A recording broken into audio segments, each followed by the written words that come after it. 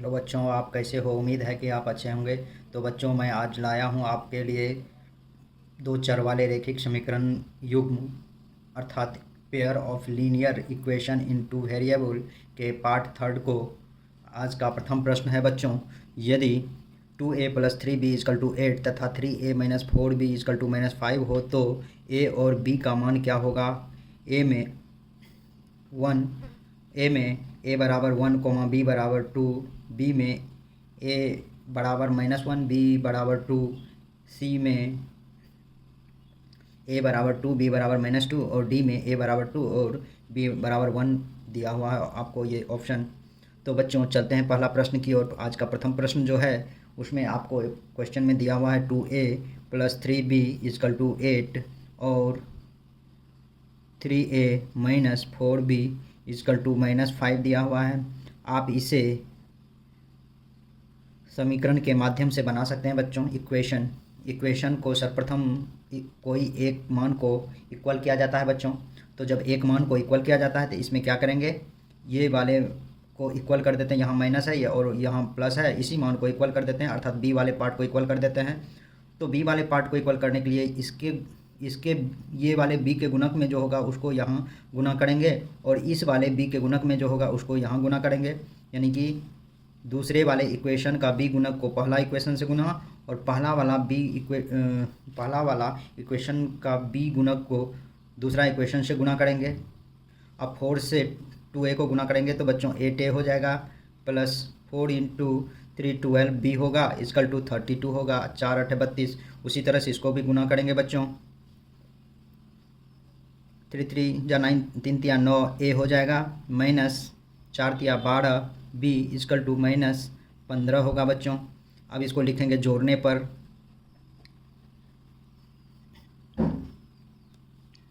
तो जोड़ने पर बच्चों माइनस और माइनस दोनों, ये माइनस वाला ये प्लस वाला है तो ये दोनों कट जाएगा, दोनों सेम है। अब ये दोनों जुट जाएगा, 17a हो जाएगा। इसमें से घट जाएगा आपको 32 में से 15 जाएगा तो यहाँ 17 हो जाएगा बच्चों। देयरफॉर a 17/17 हो जाएगा अर्थात ये कट गया 1, a का मान हो गया 1। अब समीकरण 1 से 2a+3b = 8 दिया हुआ है बच्चों। a का मान 2 × 1 + 3b=8, 3b = 2 × 1 2 हो जाएगा। ये प्लस में है तो बराबर को सेट जाएगा तो 8 - 2 3b = हो जाएगा 6। देयरफॉर b = 6/3, 3 2 = 6, b = 2 होगा बच्चों। अब आपको a का वैल्यू 1 और b बराबर 2 हुआ तो 1 और 2 जिसमें भी मान दिया हुआ होगा वही मान होगा अर्थात 1 का ऑप्शन नंबर ए आंसर होगा बच्चों। नेक्स्ट प्रश्न है बच्चों प्रश्न नंबर 2। प्रश्न नंबर 2 दिया है युगपत समीकरण 3x + 2y = 6 और 5x - 2y = 10 के उभयनिष्ठ हल होंगे। a में 0,2, b में 2,0, c में 0,3 और d में 2,3। बच्चों आपको दिया हुआ है 3x + 2y = 6, 5x - 2y = 10। आप सर्वप्रथम ए ऑप्शन लेके चलें 0 2, अर्थात कहने का अर्थ है कि कौन सा ऑप्शन के आधार पे इसका उभयनिष्ठ हल होगा। उभयनिष्ठ हल होने का अर्थ ये हुआ बच्चों कि दोनों का मान इक्वल हो जाए, दोनों मान रखने से। जैसे 3 × 0 एक x का मान 0 हुआ प्लस 2 × 2 = 6, 0 + 4 = 6, 4 = 6। ये इक्वल तो नहीं हुआ बच्चों। अब इसका दूसरा मान रख के देखते हैं, ये मान इसमें रख के देखते हैं बच्चों। यही मान 5 × 0 - 2 × 2 = 10, 0 - 4 = 10, -4 = 10। ये इक्वल नहीं हुआ बच्चों। अब चलते हैं बी ऑप्शन से देखते हैं। 3x + 2y = 6 है, आपको 2,0 दिया हुआ है। 3 × 2 + 2 × 0 = 6, 6 + 0 = 6, 6 = 6। ये मान रखने पर इक्वल हो गया बच्चों। अब बी दूसरा इक्वेशन में देखते हैं कि यही मान रखने पर इक्वल होता है कि नहीं, यदि नहीं होगा तो उभयनिष्ठ हल नहीं होगा, यदि हो जाएगा तो यह उभयनिष्ठ हल होगा बच्चों। तो देखते हैं दूसरा 5x minus 2y is equal to 10 दिया हुआ है। 5 into 2 minus 2 into 0 equal to 10, 10 minus 0 equal to 10, 10 equal to 10, दोनों मान इक्वल हो गया बच्चों। इसीलिए इसका उभयनिष्ठ मान आपको ऑप्शन नंबर बी होगा बच्चों। 2 का आंसर ऑप्शन नंबर बी होगा।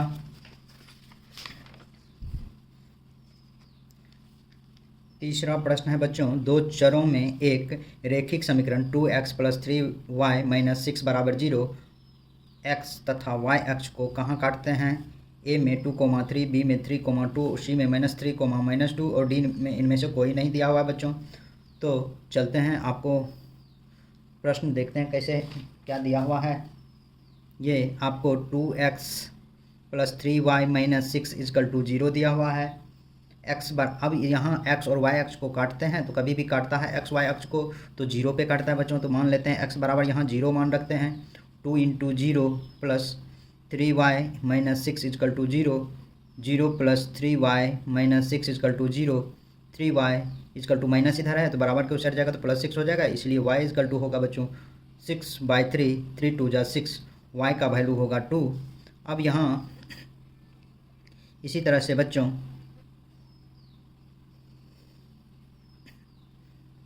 y इजकल टू 0 मान रख के देखते हैं, क्योंकि जब भी काटेगा ये इक्वेशन x और y, तो ये x y जब भी कभी काटेगा तो ये 0 पे कटेगा x, और ये y कभी भी 0 पे कटेगा तो y बराबर 0 मान रख के देखते हैं तो क्या होता है बच्चों। तो यहाँ 2x plus 3y minus 6 equal to 0, 2x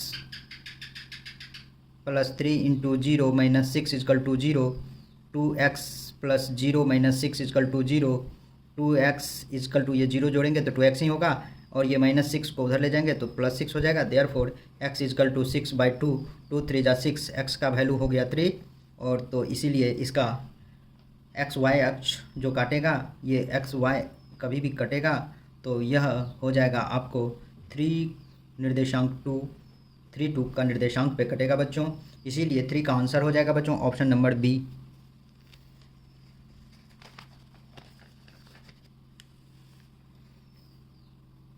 4 number प्रश्न दिया हुआ है बच्चों।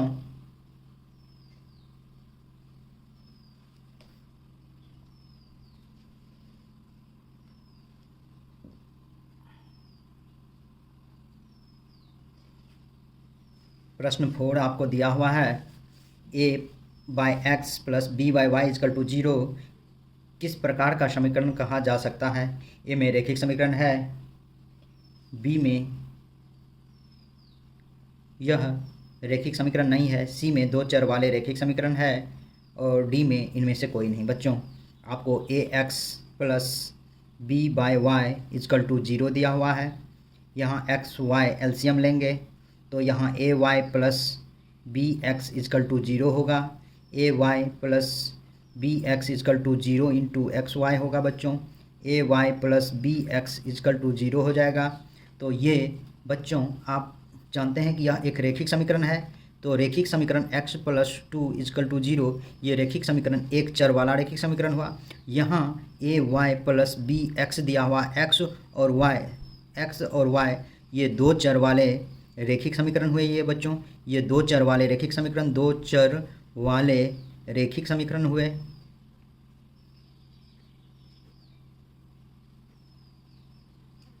रेखिक समीकरण है बच्चों, इसीलिए इसका आंसर हो जाएगा आपको 4 का ऑप्शन नंबर सी।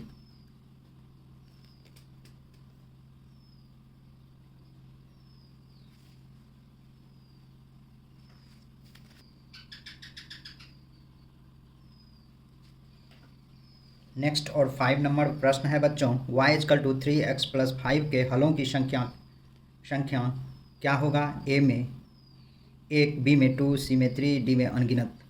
बच्चों इसका हल देखते हैं क्या होगा। y is equal to 3x plus 5 दिया हुआ है बच्चों, y is equal to 3x plus 5 दिया हुआ है। यहाँ आप इसको हल देखने के लिए x बराबर 1 मान रखेंगे तो y इजकल टू हो जाएगा 3 इंटू 1 प्लस 5 तो ये हो जाएगा 3 + 5 = 8। x = 2 मान रखेंगे बच्चों, तो y = हो जाएगा 3 × 2 + 5, 6 + 5 = 11 हो जाएगा बच्चों। x = 3 रखेंगे बच्चों, तो y = 3 × 3 + 5, 9 + 5 14। इसी तरह से डॉट डॉट आप जो भी मान रखेंगे x बराबर 1 2 3 4 अनंत मान रखने पर इसका मान भी आपको अनगिनत प्राप्त होंगे बच्चों, या अनंत प्राप्त होंगे। इसीलिए 5 का आंसर हो जाएगा बच्चों ऑप्शन नंबर डी।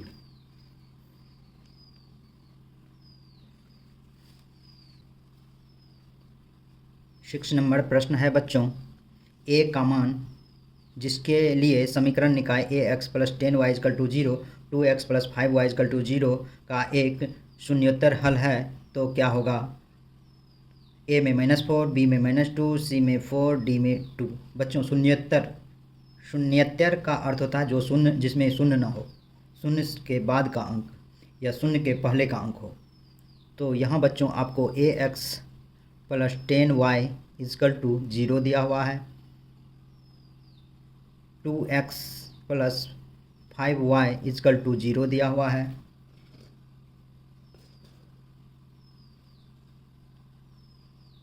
यहाँ बच्चों आप a1 = a, b1 = 10, c1 = 0, a2 = 2, b1 = 5 और c1 = 0 मान लें।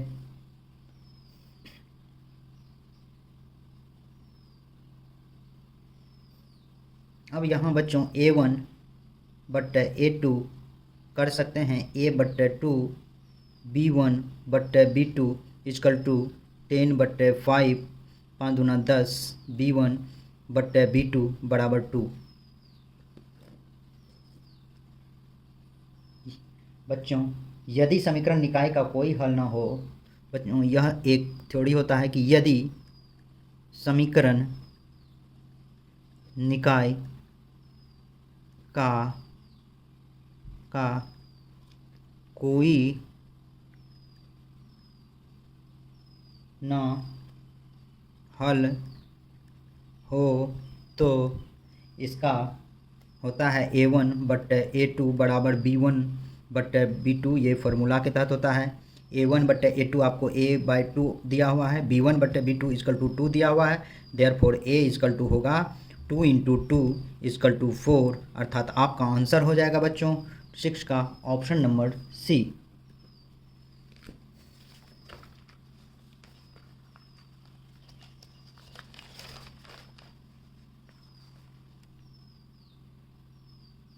प्रश्न नंबर 7 दिया हुआ है बच्चों, के किस मान के लिए समीकरण निकाय x + 2y = 3 तथा 5x + ky = 15 के अनंत हल हैं। a में 2, b में 5, c में 6 और d में 10। बच्चों इसे भी बनाने के लिए आप सर्वप्रथम लिखें x + 2y = 3, 5x + ky = 15,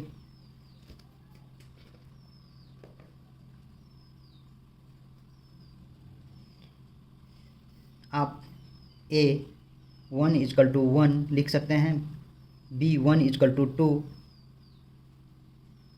c1 = बच्चों इस इक्वेशन को मैं बताता हूं और या कैसे लिख सकते हैं। x + 2y - 3 = 0 और इसको 5x + ky - 15 = 0, तो c1 = -3। उसी तरह से a2 = 5, b2 = k, c2 = -15 होगा बच्चों। अब जब अनंत हल होता है, जब किसी समीकरण का अनंत हल हो तो यह a1 बट्टे a2 बराबर B1 बट्टे B2 बराबर C1 बट्टे C2 होता है बच्चों। A1 हो गया 1/5 इजकल टू 2/k बराबर -3/-15। ये कट गया। 1/5 is equal to 2/k is equal to 3/15। 3 1 जा 3, 3 5 जा 15। इसको लिख सकते हैं 1/5 is equal to 2/k is equal to 1/5। आपको k का वैल्यू निकालना है, कोई दो लेके चलते हैं, चाहे तो ये या ये, अर्थात 1/5 इजकल टू 2/k ही लिखते हैं बच्चों।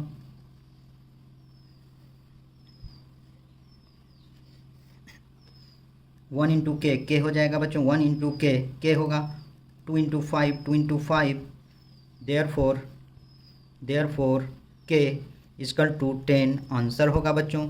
इसीलिए 7 का आंसर हो जाएगा ऑप्शन नंबर डी।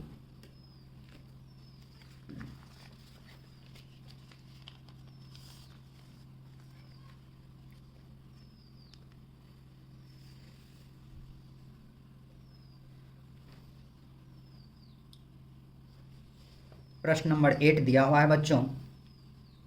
ए का मान जिसके लिए समीकरण निकाय 10x + 5y equal to a - 5 20x + 10y - a equal to 0 के अनगिनत हल होंगे। ए में -10, बी में 5, सी में 10, डी में 20। 10x + 5y equal to a - 5 20x + 10y - a equal to 0।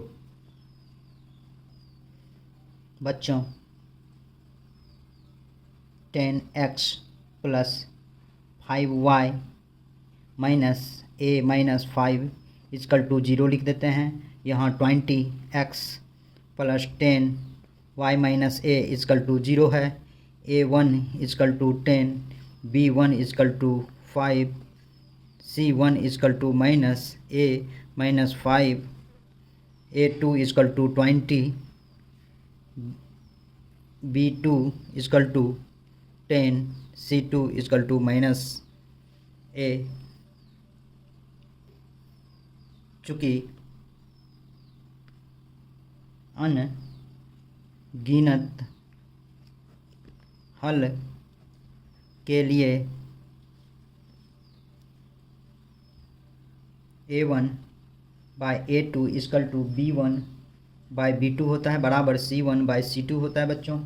तो 10/20 equal to 5/10 equal to -a - 5/-a। बच्चों यहाँ 10/20 आपको दिया हुआ है।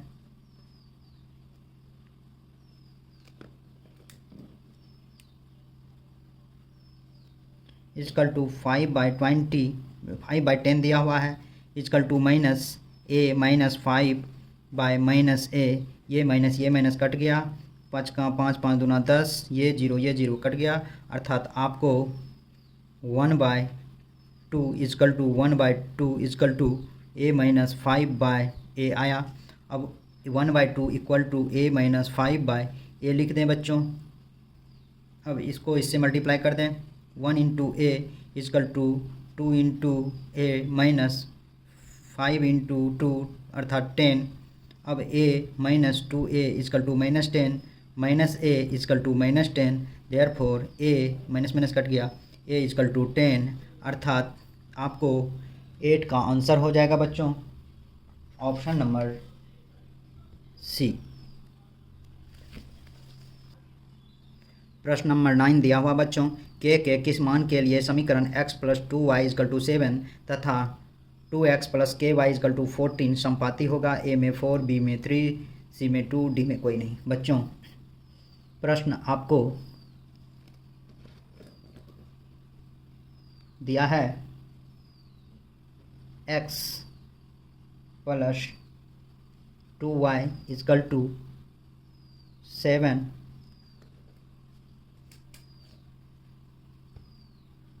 2x plus k y equal to 14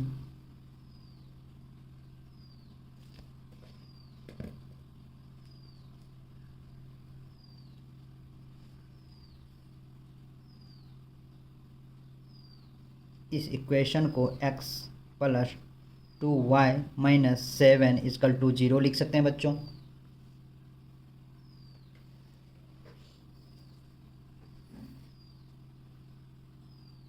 to x plus k y minus 14 equal to 0 लिख देते हैं।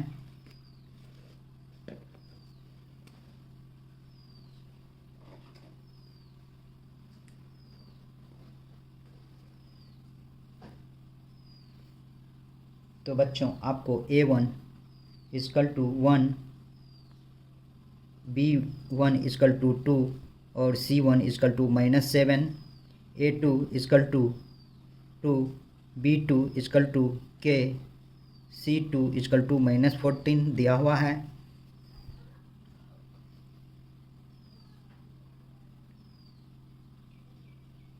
चूँकि बच्चों समपाती होने का नियम है कि a1 by a2 equal to b1 by b2 equal to c1 by c2 होता है। तो बच्चों a1 का मान 1 बाय a2 का 2, 1 बाय 2, b1 का 2 बाय k और c1 का -7 बाय -14। अब 1 by 2 equal to 2 by k equal to -7 by -14। ये माइनस कट गया, 7 का 7 दूना 14। ये 1 by 2 equal to 2 by k equal to 1 by 2 हो गया बच्चों। अब आप देख रहे हैं कि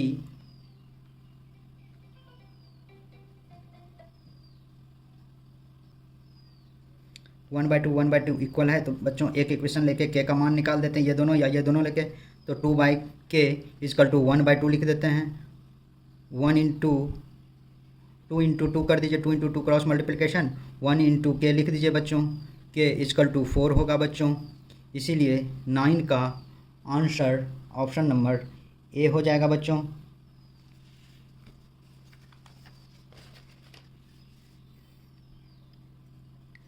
नेक्स्ट और लास्ट प्रश्न है बच्चों, प्रश्न नंबर 10। रैखिक समीकरण का आलेख डैश होता है। एक सरल रेखा, 2 सरल रेखा, 3 सरल रेखा, इनमें से कोई नहीं। बच्चों जब भी रैखिक समीकरण की बारी होती है तो चाहे इस तरह से बने या एक्स अक्ष वाई अक्ष पे,